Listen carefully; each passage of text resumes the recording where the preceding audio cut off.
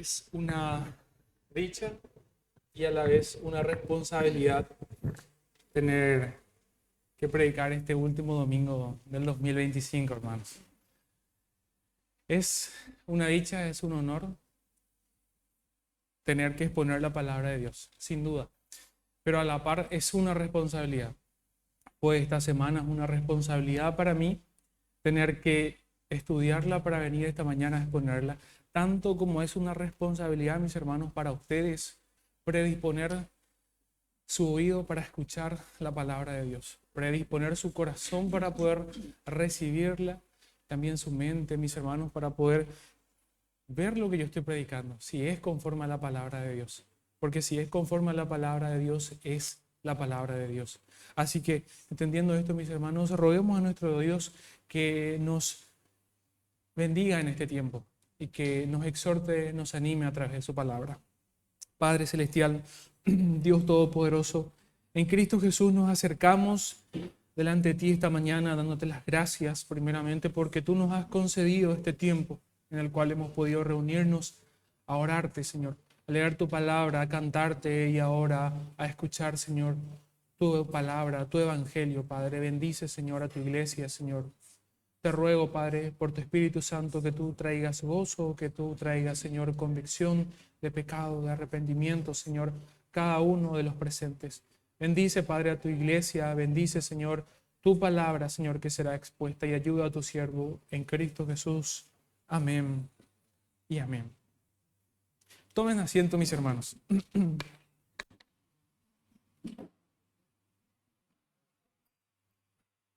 Mis hermanos, nuestro segundo himno de esta mañana titulaba Grande Gozo.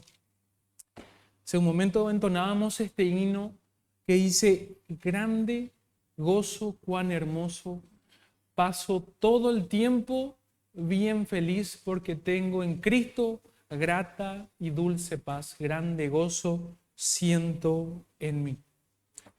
Imagino que lo estábamos cantando con convicción, mis hermanos. Ahora, permítanme detenerme un momento en este himno que estábamos cantando. Y déjenme preguntarle, mis hermanos, honestamente, ¿podemos realmente decir que nos la pasamos todo el tiempo bien feliz? Estamos terminando este 2025. La pregunta que presento, mis hermanos, es: ¿fuimos felices cuando llegaron las cuentas y el dinero no alcanzó? ¿Fuimos felices cuando el trabajo se volvió pesado, injusto o inestable? ¿Fuimos felices en medio del cansancio, la enfermedad, el conflicto en el hogar, el silencio de una oración sin respuesta? ¿Fuimos felices cuando fallamos, cuando pecamos, cuando cargamos con culpa o vergüenza? Ahora que nos acercamos al final de este 2025, mirando en retrospectiva nuestra vida, nuestra fe, nuestro caminar con el Señor, mis hermanos, podemos decir, como nuestro himno, que atravesamos este año siendo siempre felices. O más bien sobrevivimos este año. Llegamos a este 27, 28 de diciembre diciendo: uff, por fin. Quizá nos quejamos este año y rara vez nos gozamos. Observen, mis hermanos, que el himno dice, o más bien no dice: a veces me siento feliz. O cuando todo me sale bien me siento feliz. Dice: paso todo el tiempo bien feliz. Entonces, mis hermanos, ¿estamos cantando una poesía que suena bonita, que suena hermosa? ¿O estamos cantando una verdad que gobierna nuestros corazones? La realidad en la vida del ser humano es sencilla, mis hermanos, y es dolor y es sufrimiento. Y esta experiencia ni aun los cristianos están exentos. Santiago lo reconoce. En el capítulo 5, versículo 13 dice: ¿está alguno entre vosotros afligido?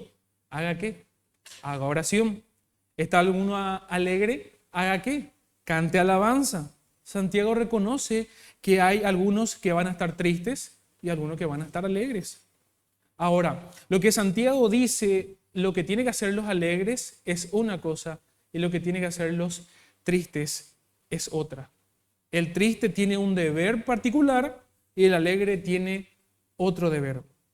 En otras palabras, encontramos en las Escrituras, mis hermanos, que se reconoce la realidad del sufrimiento y del dolor en la experiencia del creyente. Pero es interesante, mis hermanos, que en Santiago capítulo 1, Santiago también dice: hermanos míos, tenéis por sumo gozo cuando halléis en diversas pruebas. De manera que, igual que reconoce Santiago que es distinto estar en un estado de tristeza y alegría, también reconoce que el sufrimiento y el gozo cristiano no son incompatibles, mis hermanos. El sufrimiento y la tristeza es parte de la vida cristiana aquí en la tierra. Y es diferente, obviamente, a estar en un estado de alegría. Por ello, nosotros podemos encontrar en las Escrituras que el gozo y la tristeza, mis hermanos, no son incompatibles. Y es precisamente a creyentes que viven esta tensión entre el gozo y la tristeza, la alegría y el sufrimiento, entre los que cantan y los que sufren, que el apóstol Pablo escribe nuestro texto de esta mañana. Filipenses capítulo 3, versículo número 1. Pablo nos va a mostrar, mis hermanos, esta mañana que el gozo no está en una risa forzada, sino en algo mucho más profundo. El gozo en el Señor es una muralla para el alma, capaz de sostenernos cuando todo alrededor se derrumba. Filipenses capítulo 3, versículo 1. Dice así, leo en la versión de la Biblia de las Américas: por lo demás, hermanos míos, regocijaos en el Señor. A mí no me es molesto escribir otra vez lo mismo y para vosotros es motivo de seguridad. Amén a la palabra de Dios. La iglesia de los filipenses en su contexto, mis hermanos, se encontraba siendo inquietada en gran manera por falsos maestros, siendo hostigados por el imperio romano. Y no solamente hostigados, sino también influenciados constantemente por sus costumbres. Estas cosas traían desaliento a los hermanos. Por ello, ellos anhelaban constantemente tener al apóstol Pablo para recibir de su consejo, recibir de sus palabras, como nosotros ya habíamos visto en sermones anteriores. Ante todo esto, nosotros encontramos que Pablo no cesa de hablar del gozo al comunicarse a los filipenses. Veamos en el capítulo 1, versículo 4, al apóstol Pablo hablando. Versículo 4 del capítulo 1 diciendo: siempre en todas mis oraciones rogando con gozo por todos vosotros. En el capítulo 2, versículo 17 dice: y aunque sea derramado en libación sobre el sacrificio y servicio de vuestra fe, me gozo y me regocijo con todos vosotros. Y asimismo exhorta a los filipenses: gozaos y regocijaos también vosotros conmigo. En el 28 del capítulo 2 dice nuevamente: así que le envío con mayor solicitud aquí en Epafrodito para que al verle de nuevo os gocéis y yo esté con menos tristeza.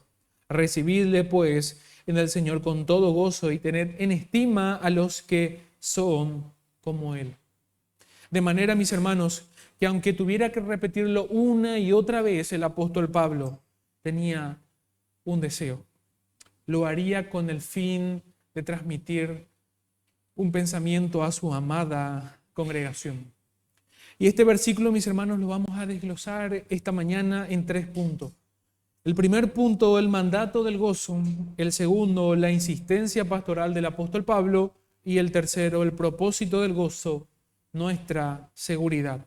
Teniendo por título este sermón: gozaos en el Señor, un gozo que guarda el alma.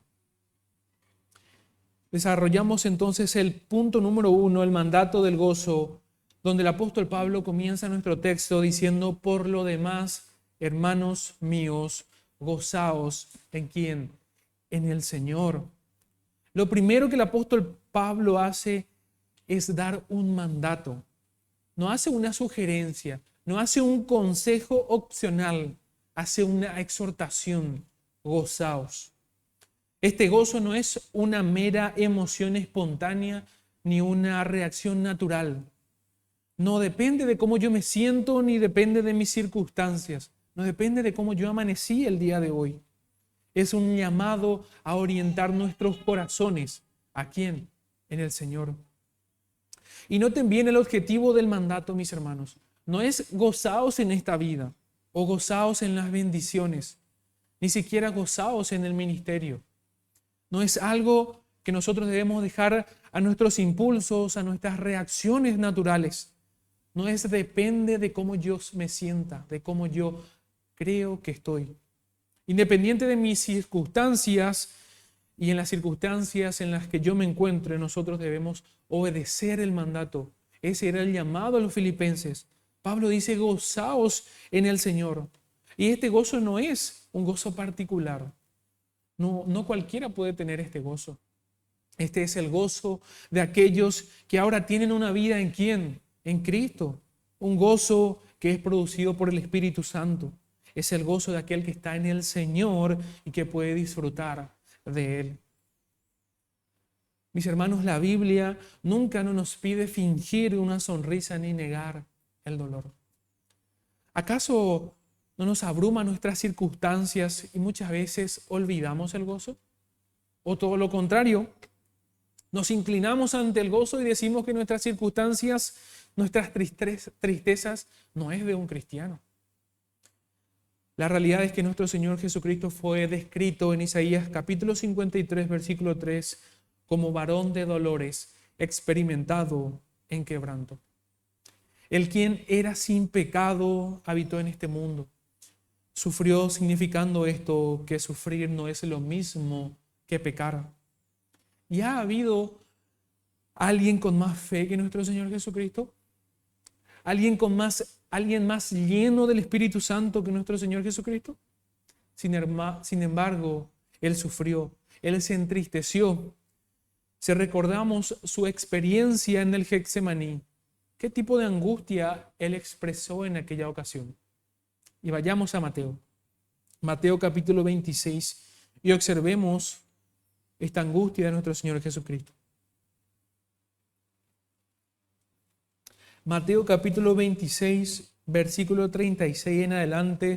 Entonces Jesús llegó con ellos a un lugar que se llama Getsemaní y dijo a sus discípulos, sentaos aquí, mientras yo voy allá y oro. Y tomando consigo a Pedro y a los hijos de Zebedeo, comenzó a entristecerse y ¿a qué? A angustiarse. Entonces le dijo, mi alma está muy afligida hasta el punto de la muerte. Quedaos aquí y velad conmigo. Y adelantándose un poco, cayó sobre su rostro, orando y diciendo, Padre mío, si es posible, que pase de mí esta copa, pero que no sea como yo quiero, sino como tú quieras. ¿Cuál era la expresión de nuestro Señor Jesucristo, mis hermanos? Comenzó a entristecerse y a angustiarse, dice su palabra. Nadie estuvo más lleno del Espíritu Santo ni perfectamente más alineado a la voluntad del Padre que nuestro Señor Jesucristo. Mis hermanos, si esa realidad de entristecerse y el sufrimiento es parte de la vida cristiana, así como lo fue el plan de Dios perfeccionar a su Hijo a través del sufrimiento, así le plació a Él perfeccionar a quien, a sus hijos, a quien Él ha redimido. Es la voluntad de Dios que su pueblo pase a través del sufrimiento, del dolor. No es su voluntad hacerlo para herirnos o para destruirnos, pero eso no elimina que sea su voluntad. Y miren lo que dice Lamentaciones capítulo 3, versículo 31. Porque no rechaza para siempre el Señor, antes bien, si aflige, también se compadece, según su gran misericordia. Porque Él no castiga por gusto ni aflige a los hijos de los hombres. Aquí vemos que el autor está admitiendo que es Dios que nos ha puesto ahí. Es Dios quien nos coloca en el horno de la aflicción pero dice que no se complace en hacerlo. Es para nuestro bien. No es que Él se deleita en que suframos en sí mismo, pero es parte del proceso de que para que nosotros podamos seguir creciendo en qué, en nuestra vida cristiana. La meta del Señor es hacernos cada día, cada vez más como su Hijo Jesucristo. Él nos predestinó para que fuésemos hechos conforme a la imagen de Cristo, mis hermanos. Y Él nos va a escatimar absolutamente nada para llevarnos precisamente a esa meta, a la meta de perfeccionarnos como nuestro Señor Jesucristo. Por ende, mi hermano presente, así como para la audiencia inicial a los filipenses, la meta no era que ellos no tengan sufrimiento, ni tampoco es para nosotros. En miras al 2016 que está próximo a venir, la meta, hermano presente, no es que seas prosperado en todo. La meta no es que te vaya bien en todos tus asuntos. La meta no es que seas feliz siempre. La meta que Dios tiene contigo es que seas como su Hijo Jesucristo. Y para ser como su Hijo Jesucristo necesitamos pasar por el horno de fuego. ¿Han visto ustedes cómo se forja, mis hermanos, el hierro? Al rojo vivo, ¿no es cierto? Se tiene que calentar al rojo vivo aquel hierro para que pueda tomar forma, para que pueda ser útil a su fin. Y el proceso de moldeo de este hierro no es con un cincel, no es con un lápiz, un bolígrafo, ni un rodillo. Mis hermanos, es a puro martillazo. Ya sean pruebas pequeñas o pruebas agudas, hay sufrimientos y tristezas legítimas que Dios trae a su pueblo. Sufrir no es pecar. Entristecerse no es falta de fe. Para observar, pero nosotros, mis hermanos, debemos observar dónde anclamos nuestro corazón mientras sufrimos. Eso sí es un acto espiritual. Y Pablo nos manda a negar el dolor, no nos manda a negar el dolor, mejor dicho. Nos manda a no soltar al Señor en medio del dolor, indicándonos: gozaos en el Señor. Punto número 2, la insistencia pastoral de Pablo. Dice en su segunda parte del versículo 1, a mí no me es molesto escribiros otra vez lo mismo. Pablo sabe que está repitiendo algo. Él mismo lo reconoce, pero lejos de disculparse, afirma que no le es molesto hacerlo. Lo que él está diciendo no es una frase suelta para levantar el ánimo de los filipenses, sino es una preparación para algo más, para algo peligroso. Pablo dice: por lo demás, hermanos míos, gozaos en el Señor. Y inmediatamente añade: a mí no me es molesto escribiros otra vez lo mismo. Es como si el apóstol Pablo estuviera diciendo: esto que le estoy repitiendo, filipenses, no es redundancia inútil, sino es cuidado al alma, es protección para sus vidas. ¿Por qué? Porque la repetición en la Biblia no es pobreza de ideas, mis hermanos, es amor pastoral, es cuidado del alma. Pablo escribe esta carta desde la prisión, ya lo hemos visto, no desde la comodidad de su casa, no desde la estabilidad, no desde una vida resuelta. Él conoce la aflicción, él sabe el sufrimiento, él sabe el cansancio del alma, la presión constante. Por eso él puede decir en 2 Corintios 6:10, como tristes, mas siempre gozosos. ¿Por qué entonces tanta insistencia del gozo en el apóstol Pablo? Mis hermanos, escuchen bien, porque la iglesia que pierde su gozo en el Señor se vuelve vulnerable. Cuando el corazón deja de descansar en Cristo, empieza a buscar apoyo ¿en qué? En otra parte. Y es allí donde los falsos maestros encuentran terreno fértil donde ir a sembrar, que es a donde Pablo va a apuntar más adelante, como lo veremos en los próximos sermones en este mismo capítulo. El peligro no comienza con energías descaradas, sino más bien con sutiles desplazamientos del gozo. Poco a poco, Cristo deja de ser suficiente en la vida de aquel que ha creído en Cristo. Y esa es la idea que el apóstol Pablo quiere transmitir a los filipenses y en última instancia a su iglesia. Poco a poco, Cristo deja de ser suficiente y algo más empieza a ocupar el centro. Las obras, los ritos, la identidad religiosa, el desempeño espiritual. Y cuando el gozo ya no está en el Señor, cualquier otro mensaje que prometa seguridad suena sumamente atractivo. La iglesia de los filipenses estaban siendo inquietados por falsos maestros, presionados por el imperio romano, influenciado por las culturas contrarias al evangelio. Y en este contexto, Pablo no comienza con una advertencia severa, con una advertencia dura, sino con un recordatorio amoroso. Gozaos en el Señor. ¿Por qué? Porque Él es la muralla que fortifica nuestra alma. Punto número 3. El propósito del gozo, nuestra seguridad. Dice la última parte del versículo 1 el apóstol Pablo, y para vosotros es motivo de seguridad. Y aquí nosotros llegamos al corazón del versículo. El gozo en el Señor no es un consuelo emocional meramente. Mis hermanos, es protección espiritual. Es una muralla para el alma, como vengo repitiendo. Por eso Pablo insiste, porque una iglesia que pierde su gozo en Cristo se vuelve ¿qué? Vulnerable. Pensemos ahora en Job y vayamos a Job. Job capítulo 1.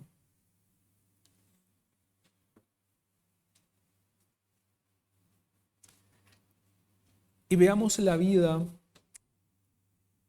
de este personaje, de este hombre. Job capítulo 1, versículo 1 dice, hubo un hombre en la tierra de Uz llamado Job, y era aquel hombre intachable, recto, temeroso de Dios y apartado del mal. Todos conocen la historia de Job. Job no sufrió por ser un hombre malo, mis hermanos. Lo que le sucedió no fue por causa de su pecado.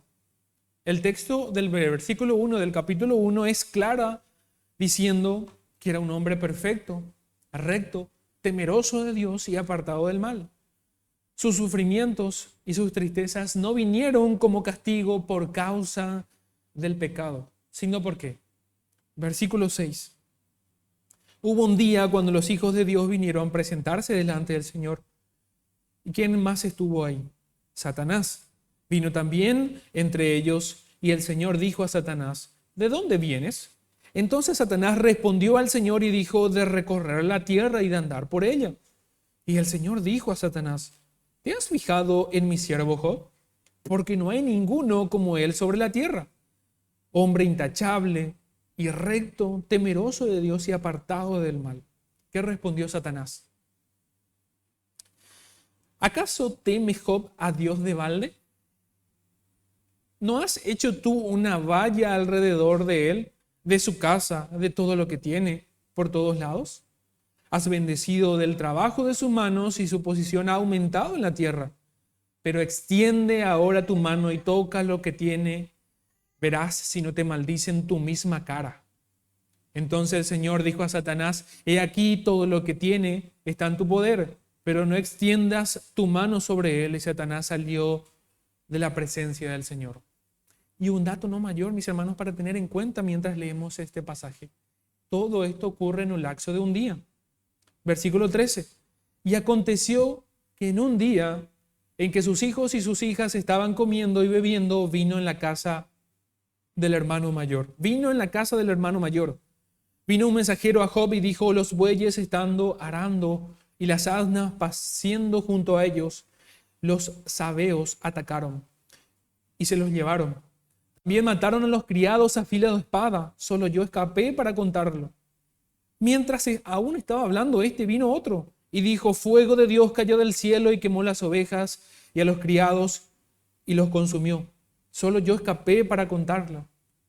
Aún no habló todo ese, y viene un tercero diciendo, mientras estaba hablando, vino otro y dijo, los caldeos formaron 3 cuadrillas y atacaron los camellos y se los llevaron y mataron a los criados a filo de espada. Solo yo escapé para contarlo. Si no fuera poco, viene un cuarto de vuelta y dice, mientras estaba hablando vino otro y dijo, tus hijos y tus hijas estaban comiendo y bebiendo vino en la casa de su hermano mayor. Y aquí vino un gran viento del otro lado del desierto y azotó las 4 esquinas de las casas y esta cayó sobre los jóvenes y murieron. Solo yo escapé para contárselo. ¿No les ha pasado, mis hermanos, que están teniendo un día difícil? Un problema pesado. Un problema pesado y después de la nada, paz. Viene otro. ¿Y ahora?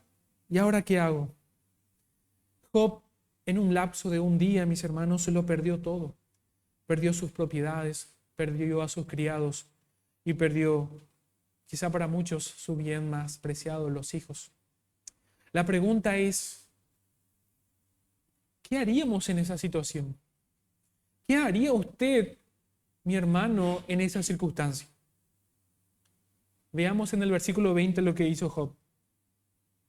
Entonces Job se levantó, rasgó su manto, se rasuró la cabeza y postrándose en tierra, adoró y dijo, desnudo salí del vientre de mi madre y desnudo volveré allá.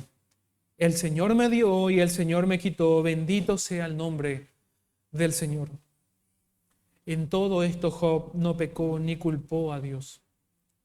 Mas no siendo esto suficiente, mis hermanos, Dios permitió algo más que le ocurriese en su vida.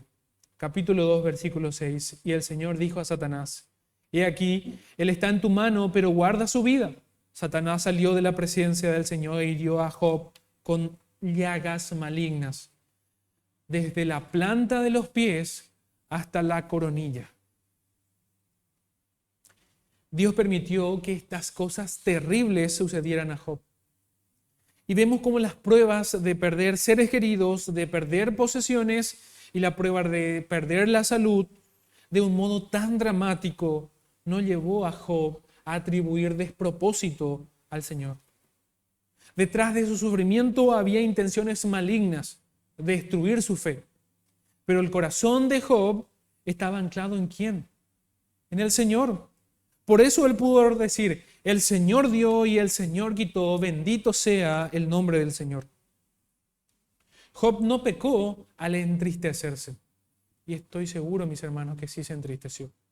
De hecho, nosotros encontramos en el capítulo 2 y le vemos a él en silicio, en ceniza. Experimentó dolor, un dolor real de lo que le había sucedido. Llagas le habían salido, mis hermanos, y estuvo días así. Pero él no atribuyó despropósito a Dios. Su gozo no estaba en lo que él tenía, en sus pertenencias, sino en quien le sostenía.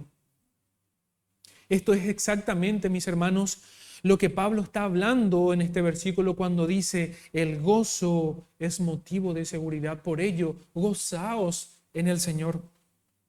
El gozo de Job no le quitó el dolor, pero le guardó su corazón. El gozo en el Señor funcionó como una muralla que le impidió que el sufrimiento lo expulsara de la confianza que él tenía en Dios. Y mis hermanos, este hermano creyente que está hoy presente es el énfasis de nuestro texto. ¿Gozaos en quién? ¿En la seguridad de quién? De nuestro Señor Jesucristo. En su obra es que nosotros podemos salir airosos de la prueba, del dolor, del sufrimiento. Ese es el tipo de seguridad que Pablo tiene en mente cuando escribe a los filipenses. Cuando Pablo nos dice gozaos en el Señor, no lo hace desde una vida cómoda ni desde una fe ingenua. Él escribe estas palabras estando con cadenas en los pies. Pablo conoce el peso de la aflicción, la prisión y el cansancio del alma. La Biblia, mis hermanos, no nos pide negar el dolor. Al contrario, nos recuerda que lo que dice el Salmos 34, 19. Muchas son las aflicciones del justo. Y aquí está la clave. Hay una diferencia enorme entre gozarse en lo que cambia y gozarse en aquel que no cambia. Todo a nuestro alrededor es inestable, ¿no es así? Hoy tenemos fuerzas, mañana no. Hoy tenemos claridad, mañana tenemos confusión. Pero ¿quién permanece? Nuestro Señor Jesucristo. Hebreos 13:8 dice: Jesucristo es el mismo ayer, hoy, por los siglos y de los siglos. Aunque todo envanezca y se desgaste, el Señor no cambia, dice el Salmo 102, 26 y 27. Por eso el fundamento del gozo no se derrumba. El creyente puede perder muchas cosas en esta vida: salud, estabilidad, planes, incluso personas amadas. Pero hay algo que no puede perder. ¿Qué creen ustedes? Su unión con nuestro Señor Jesucristo. Colosenses capítulo 3, versículo 3 dice: nuestra vida está escondida ¿en quién? En Cristo, en Dios. Nuestro Señor Jesucristo dice en Juan 10, 28: yo les doy vida eterna y nadie los apartará de mi mano. Por eso Pablo puede afirmar con certeza: nada nos podrá separar del amor de Dios que es en Cristo Jesús. Esa unión no depende de cómo nosotros nos sentimos hoy. No depende de cómo nosotros amanecemos mañana. No estamos en el Señor porque tengamos una fe perfecta, sino porque Dios nos salvó por su gracia, por su misericordia. Por gracia sois salvos por medio de la fe, y esto no es don de vosotros, dice Efesios 2:8. Aunque nuestra fidelidad más bien falle, Él permanece fiel, dice de 2 de Timoteo 2:13. Nuestra seguridad no descansa en la fuerza que nosotros podamos tener, sino más bien en la fidelidad de nuestro Dios. Eso significa que cuando Dios nos conduce por caminos difíciles, por caminos de aflicción, no lo hace como un juez airado, sino que más bien como un padre amoroso. Porque en Hebreos 12:6 dice: el Señor al que ama, ¿qué? Disciplina. La prueba no viene para condenarnos, sino para purificarnos. ¿Para qué? Para alabanza, gloria y honra de su santo nombre. El horno de la aflicción no es señal de abandono, sino es de propósito. Por eso el gozo cristiano no es superficial, no nace de una vida fácil, sino de saber que nuestra relación está en Dios y está segura.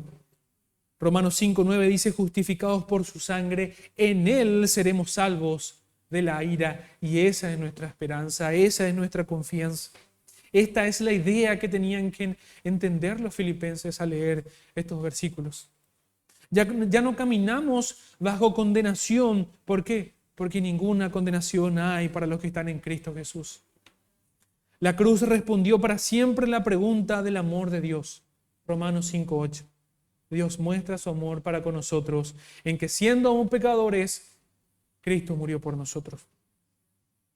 Y cuando el dolor apriete, ya sea hoy, ya sea mañana, ya sea la próxima semana o los 365 días del 2026 que vendrán, y cuando nuestra alma pregunte: ¿hasta cuándo, Señor?, el creyente debe recordar que esta historia no termina aquí. Recuerda esas clases de escatología que veíamos los jueves. Las aflicciones del tiempo presente no son comparables ¿con qué? Con la gloria eterna venidera.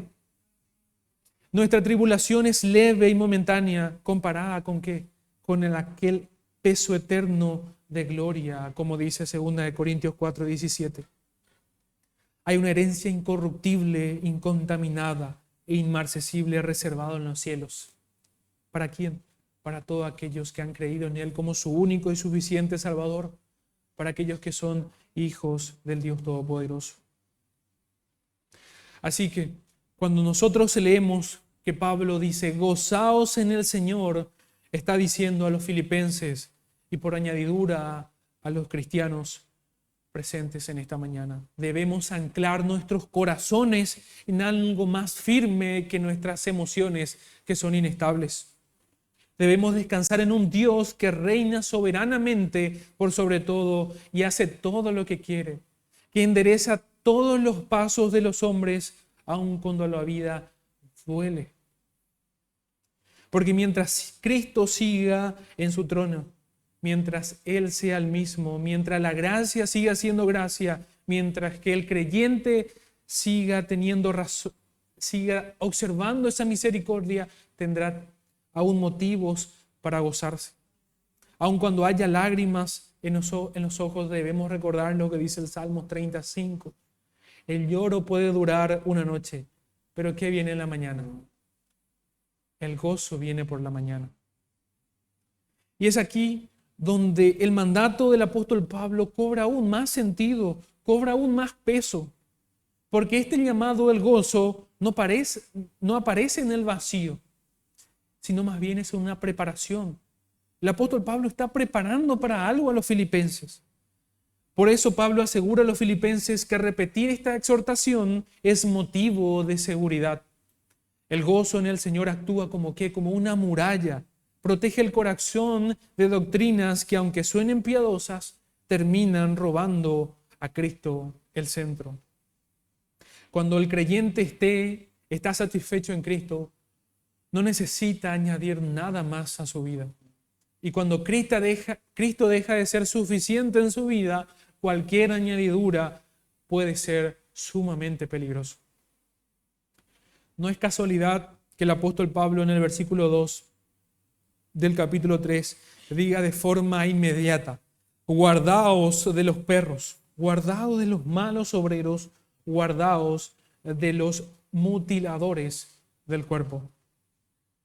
Antes de advertir el apóstol Pablo a los filipenses del error, Pablo ancla sus corazones en el gozo correcto. Antes de señalar el engaño, les recuerda dónde está la verdadera seguridad. Porque el problema no es los falsos maestros. Los falsos maestros no es que solamente enseñan el mal, sino que enseñan a gozarse en cualquier otra cosa que no sea nuestro Señor Jesucristo. Desplazan la confianza y redefinen la identidad y terminan poniendo la seguridad de aquella alma en algo más que no sea Cristo. Satanás sabía que si lograba mover a Job del gozo de Dios, lo tendría indefenso. Pablo sabía esto mismo. El creyente sin el gozo del Señor es un creyente sin una muralla. Y sin una muralla no tenemos quien fortalezca nuestra alma. Por eso el apóstol Pablo, antes de advertir contra los falsos maestros, fortalece primero el corazón de los filipenses. Así que el llamado al gozo no es solo una exhortación emocional, es una estrategia pastoral que el apóstol Pablo está utilizando. Pablo fortifica primeramente el corazón de los filipenses para luego alertar su mente. Establece el gozo en el Señor antes de denunciar todo aquello que amenaza con quitárselo. Y esto, mis hermanos, ya lo veremos en los próximos sermones, continuando desglosando este capítulo número 3. Y esto ya sería como un spoiler de los próximos sermones. Concluyendo, mis hermanos, y me dirijo primeramente a mis hermanos creyentes que han creído en Cristo como su único y suficiente Salvador.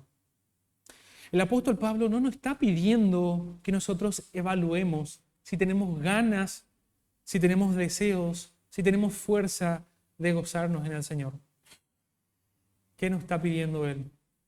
Él no nos está pidiendo que nosotros tengamos ganas, nos está dando una orden espiritual. Y esto nos obliga a nosotros a preguntarnos algo muy en concreto. ¿Dónde está usted, mi hermano, descansando hoy su seguridad? Estamos ante las puertas de un nuevo año. Estamos ante un próximo 2026. Ahora sí sabemos algo. No será nada más estable que este 2025.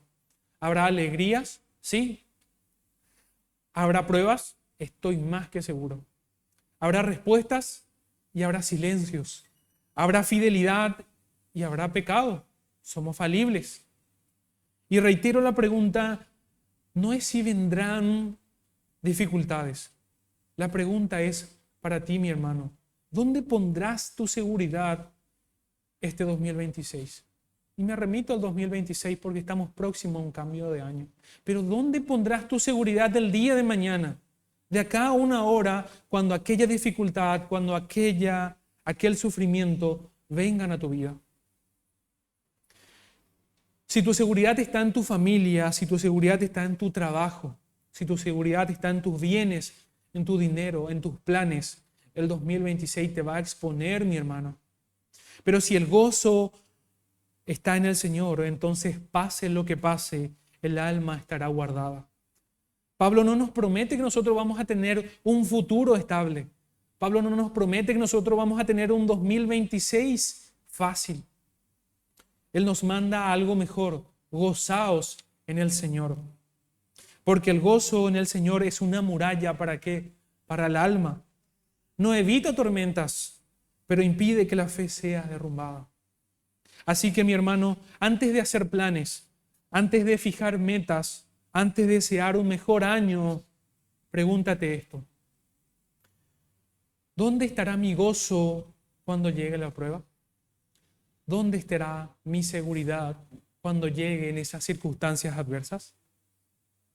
Si está en Cristo, el 2026 puede venir y con gozo lo vamos a recibir, porque el alma está segura a pesar de cualquiera sea nuestra circunstancia.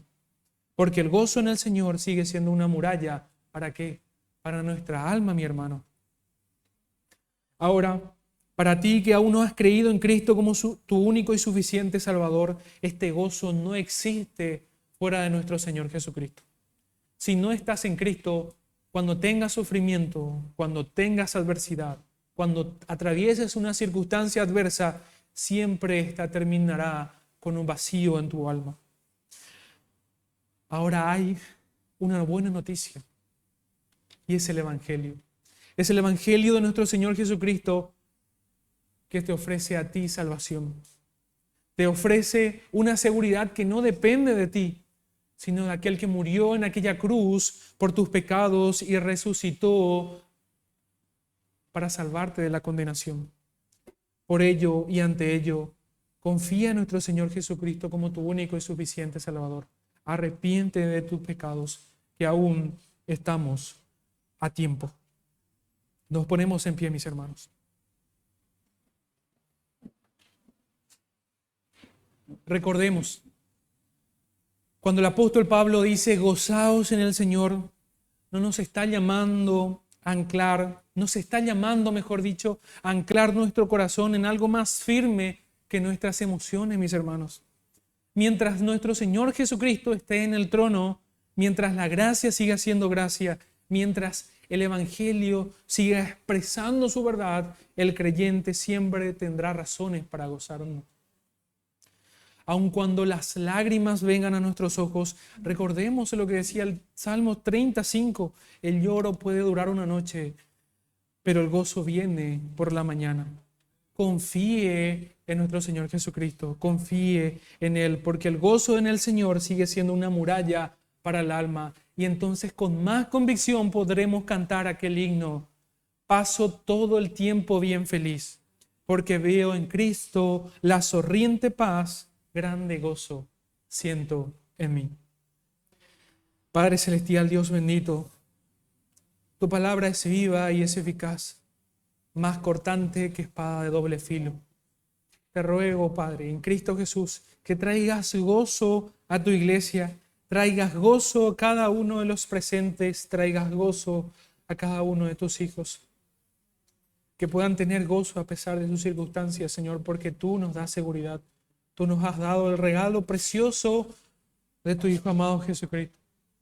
Padre, si aún alguien no ha recibido a Cristo como tu único y suficiente Salvador, trae convicción de pecado, arrepentimiento y fe en esta mañana a su vida. Y trae gozo, Señor. Trae esa plenitud de gozo que solamente hay en ti. En Cristo Jesús, gracias por tu palabra. Amén y amén. Dios les bendiga, mis hermanos.